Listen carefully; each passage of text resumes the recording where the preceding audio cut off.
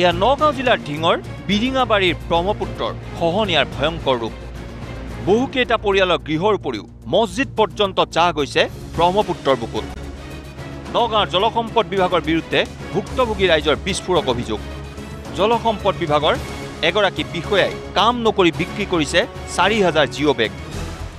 কৈছে বস্তা নাই, মাটিও আছিলে, মাটিও সব গুচি গ'ল। এতিয়া কৈছে বস্তা নাই, বস্তা যে ৪,০০০ নিলে। কোনে নিলে? চুৰু শইকীয়াই।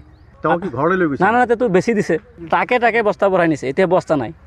মই এটাই অনুৰোধ জনাম মুখ্যমন্ত্ৰী ডাঙৰীয়াক, ইয়াত তদন্ত কৰক, বস্তা থাকিলে কাম কৰে, আৰু আমাৰ এই অৱস্থা নহয়। এতিয়া আপুনি দেখিছেই ঘৰ দুৱাৰ চৰ ভাঙি, এতিয়া আমি গোটেইফালে পানীয়ে পানী, ক'ত যাম, কি কৰোঁ?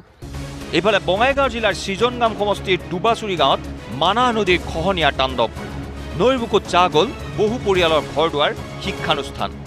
বিগত ৫ বছৰে গাঁওখনৰ শ শ পৰিয়ালৰ ভেটি উচন হৈছে, কিন্তু চৰকাৰে এই মুহূৰ্তলৈকে কোনো পদক্ষেপেই লোৱা নাই খহনীয়া ৰোধৰ বাবে।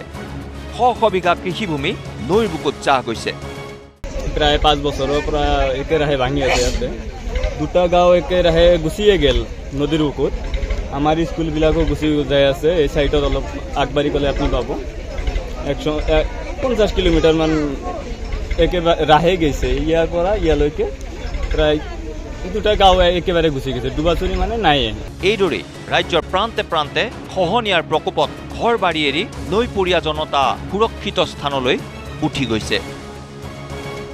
ঢিঙৰ পৰা ৰফিকুল ইছলাম আৰু কলগাছিয়াৰ পৰা শ্বাহিদ তাছিন, নিউজ লাইভ।